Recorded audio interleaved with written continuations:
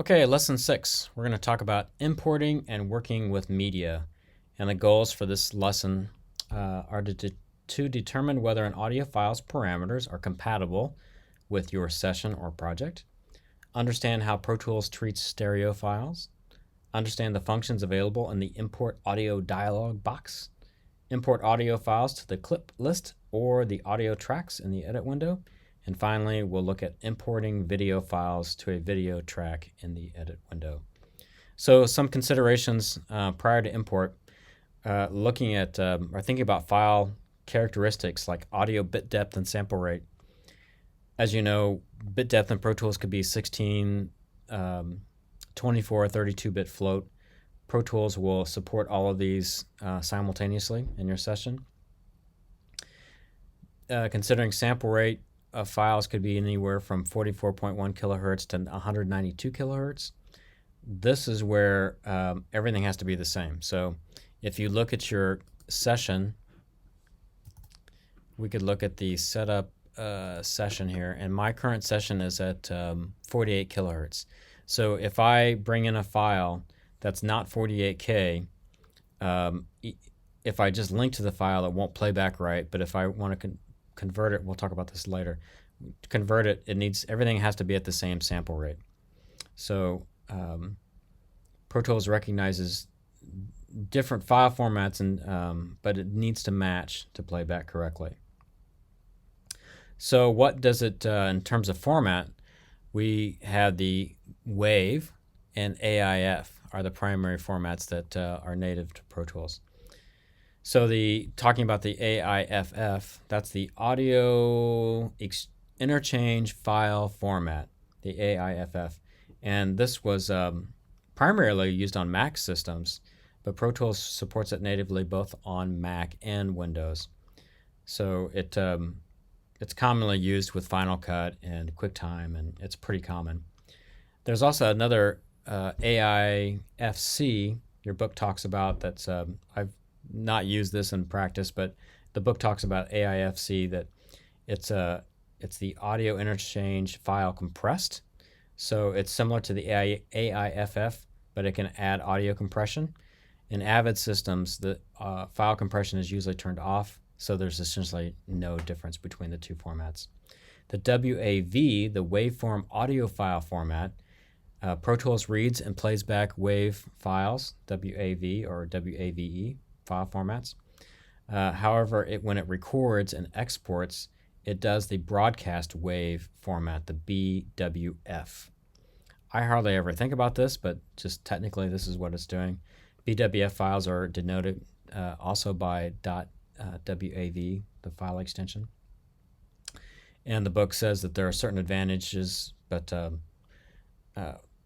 by default, it's the default file format for all Pro Tools systems. Common to a lot of audio platforms are MP3s, or more specifically MPEG-1 Layer 3. These are supported just about everywhere. When you can play them in Pro Tools. Pro Tools will make a conversion when you import them, but you can certainly use those too. In terms of video file formats, it supports anything that QuickTime can do, plus Avid MXF video formats. Anything else will need to be converted. And they do note in the book that there was Pro Tools 2019.2 introduced support for Catalina, but it didn't support the QuickTime import and export due to an operation in the system level operation. So they suggest if you're still on Catalina that you would go to Pro Tools 2020.3 or later. Another thing, split stereo versus interleave files. We talked about this a little bit before. This session here is using the interleave, but we can certainly turn it off. If you're doing split stereo, which is multi-mono, so this is where a stereo file is represented by two or more mono files, and it's usually designated left and right. So if you interleave that means that the left and right channels are combined into one file. It's exactly the same. There's no conversion or compression or anything like that. It's just a way of how the files are organized. So let's talk about importing audio. There are several ways to do it, but they show the import audio dialog box as being one way to do it. And the shortcut is Shift Command I, but you can go up to the File menu and go Import Audio. So on Mac it's Shift Command I, and that brings up the box. This looks slightly different in Windows from what I understand, and it even looks slightly different now on Big Sur. Looks like they reorganized some of these boxes. But there are certain areas. I mean, there's kind of a navigation area where you can change kind of the OS properties, whether you're looking at lists or icons or whatever. There's a navigation display. So where are we? You know, and we can then drill into these various places to find audio files. You can even search for audio files. Once we select an audio file or a range of audio files, I like to select one at a time so we can see there are file properties and then file comments. So in this area down here, Pro Tools calls, let me look at the book, the file clips display. So once you select a file or a range of files, it'll show up here in the file clips display. If you just have one, you can get some of the information, and this is important to know. Like, it'll tell you the file format, the bit depth, the sample rate, how many channels, the size if that's important to you. But this is the one that you need to notice because our session right now is at 48K. So we have the opportunity to do two different things with this file that we have selected. We can add it to our session, and that will simply add a reference to that file to your session. So it won't actually copy it into your session file, and more specifically in your audio files folder.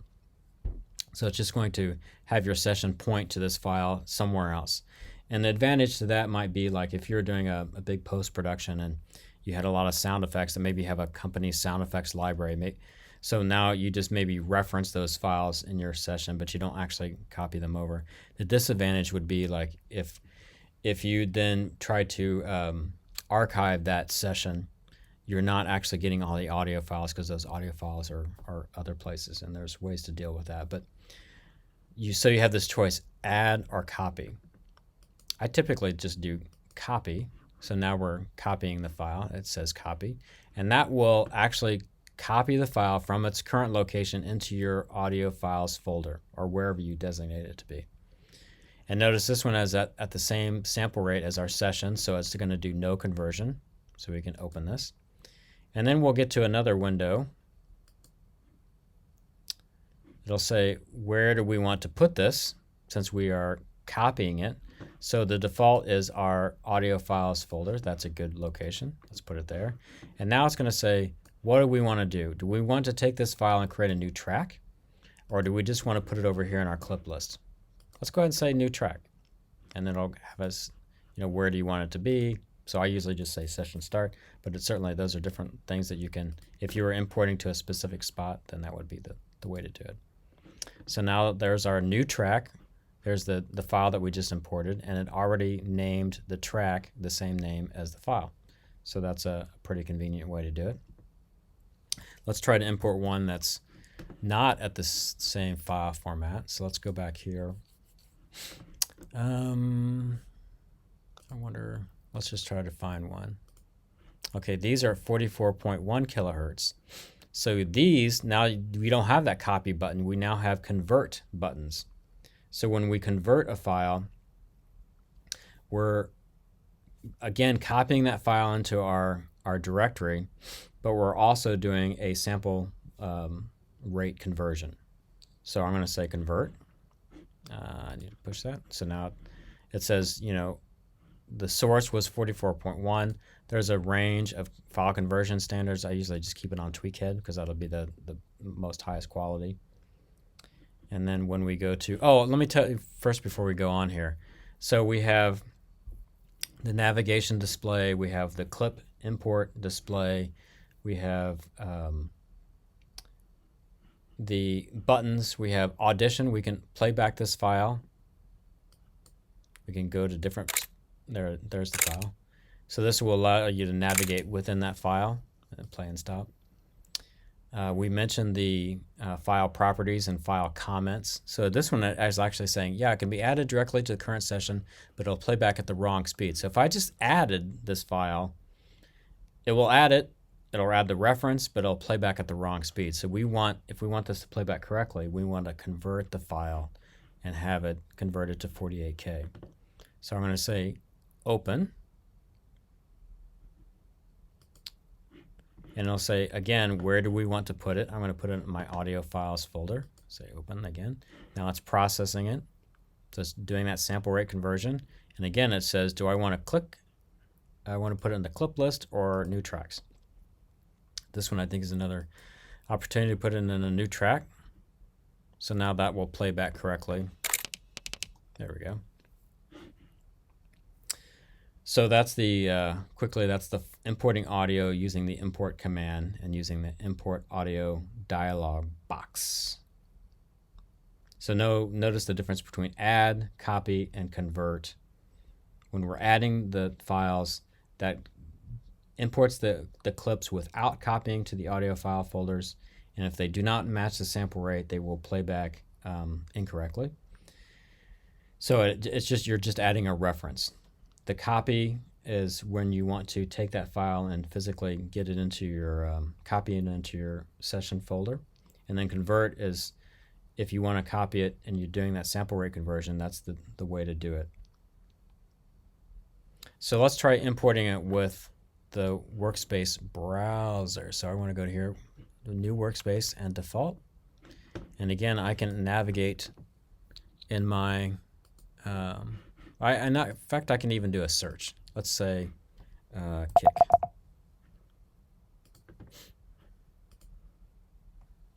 Kick. All right. So now it's going to find all the files that say kick in them. And here we can also play back. We can audition clips by just clicking in the spot where we want to hear them. That's nice. There's even a volume control if it's playing back or crazy. There's lots. We're going to talk about lots of this. There's a this button has the longest name. In fact, it doesn't even come up with a 10. But that's the audio files conform to session tempo button or something like that. But anyway, we'll stop playback there. Any of these I can bring into a session, and I can bring it into the I can put it right in the playlist. If I bring it over here, it's going to make a new track. If I bring it over here, it's going to put it in the clip list. But the issue here is that if this file, I don't know which one I had there, is at 44 or 48 kilohertz. This one's at 41. This one's at 48. So if I were doing this one and I drag it over there, that's the same thing as doing an add. So it's just doing the reference. If I want to actually force it to copy, I need to hold down the option key. So let's do it both ways. So this is what is this file, kick trigger wave. So I'm just going to drag it over here to my clip list. Did it drag? There we go. Why are you not dragging? Oh, because I already had that file. That's why it wasn't showing up. Let's try a different one. We need one that's 48. These are all 44.1, so it's going to automatically. I wanted to make the point that if I drag this, it's not going to put it in the audio files folder, but I can option drag it and it'll force copy. So that's the thing there. If I drag one of these 44.1s, it's going to automatically, I can even drag more than one. Come on. I'm not used to this new mouse. Let's go back over here maybe. There we go. Now I got the hand. I'm going to drag those over. Oh boy. I can only do one at a time. Maybe because it's file conversion.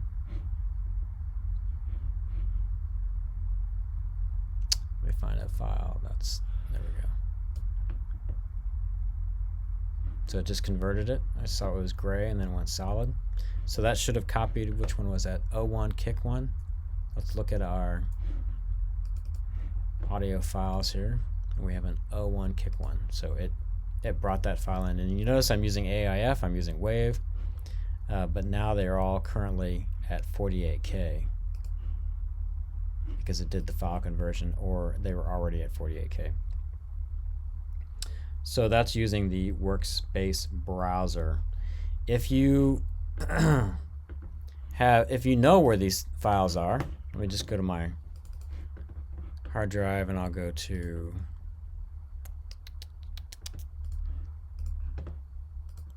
some of these tracks. I can select tracks. I'll just do a few so it doesn't take forever. And then drag those in. So we could bring them over here to the clip list. We could bring them into the window, or we could make new tracks. And it has to do those needed converting, so it's converting those. And those should show up now in our file. So you can do batch importing, whether you're just dragging and dropping. So let's lastly look at importing video. If I go back here to Pro Tools, oops. I don't remember the shortcut because I hardly ever do it. Importing video. It looks like on Mac it's Option, Shift, Command I. Looks like all the modifier keys there. And you would need to find a video file. So let's find a video file. I think there's some hands-on project. Here's one, MOV. So now I can open a video file. And it's launching my video engine. I could have turned that in the setup playback engine. That could have already been on, but it does it for you when you import a video. So set up playback engine, and then you would enable the checkbox next to video engine.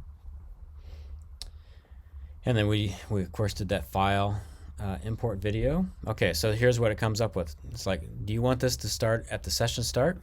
And do you want the audio from the file? I usually say yes, of course.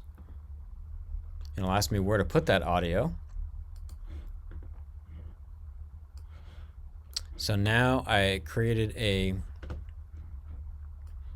video file and the audio from that video file. Apparently there wasn't any audio in that video file. And now we can play back the video. Yeah, there's no audio in it. If I go to import, this is standard Pro Tools, so if I go to import another video, it will replace this track with the new video. So because I can have one at a time. If you're in Pro Tools Ultimate, then you can have more than one. So that's we went through our goals for this lesson. Let's answer some questions.